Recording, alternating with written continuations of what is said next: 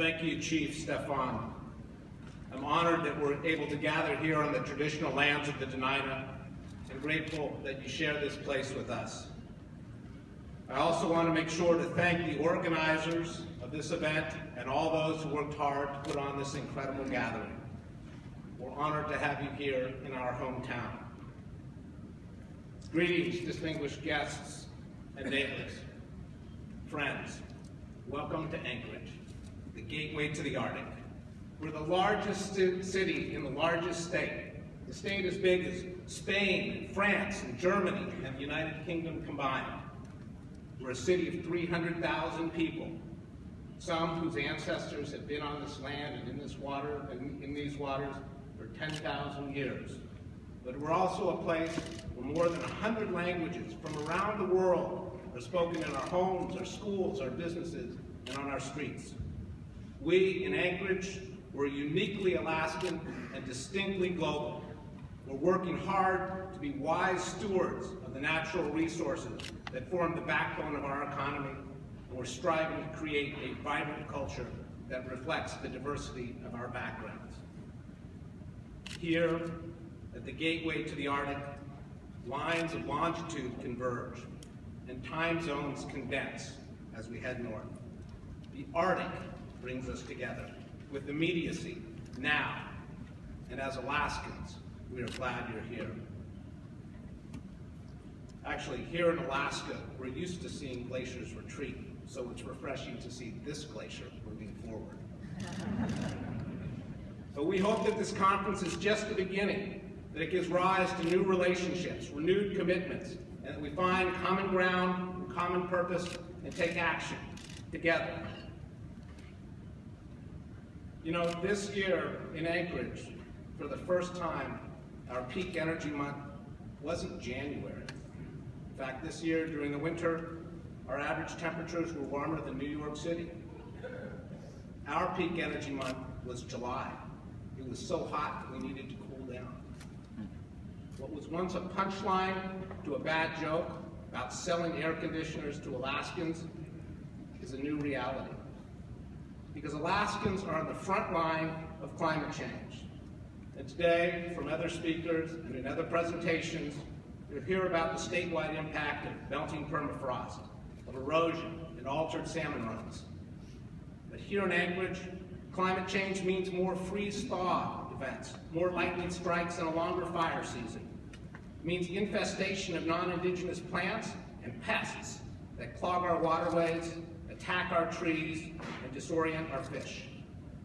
We live with climate change every day. Living here means that we have to adapt to these new realities. But even though the effects of climate change are local, the responsibility to act is global. Communities whose shorelines are pounded by increasingly intense storms along coasts no longer protected by ice, they must adapt, though they did little to create the harm.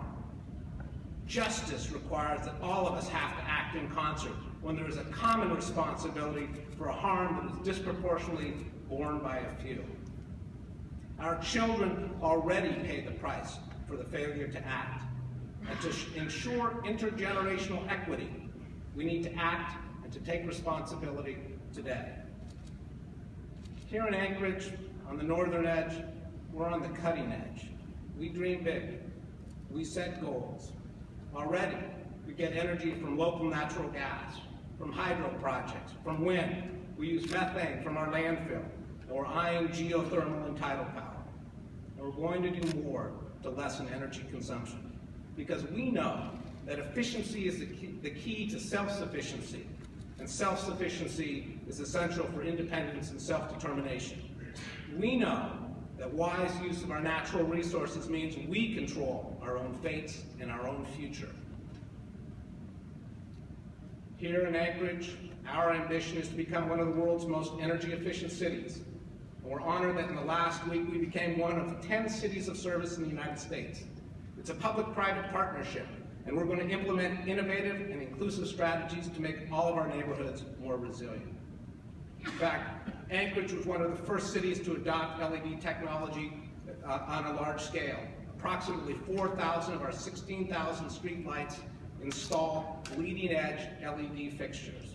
We saved money in operations and maintenance and in direct energy costs. Energy consumption was reduced by 60%, and the initial installation paid for itself faster than anticipated. So today, here in front of this gathering, I'm announcing that Anchorage is going to finish the job. We're going to make a $4 to $6 million investment to install LED lighting and smart grid technology across roadways, parking lots, trails, and other outdoor installations. And that investment will finance itself again because it saves money and it reduces energy costs. Here in Alaska, we live with the effects of climate change created in faraway places, and we're rising to do our part. We look forward to working with those from latitudes both high and low as everyone does their part. So, welcome to Anchorage, gateway to the Arctic. It's where lines of longitude converge and the Arctic brings us together. Where we bridge the globe at the top of the world. Where we do business at the crossroads of commerce. Where diverse cultures intersect. It's a gateway to opportunity. Welcome to Anchorage, where time zones condense, as we stand together honoring our heritage and our history. And we face our future cooperative, innovative, engaged, and resilient. Because at the top of the world, lines of longitude converge, time zones condense. We rely on one another, and we're brought closer by our connection to the Arctic. Thank you, and in the words of the Dena'ina, Janai.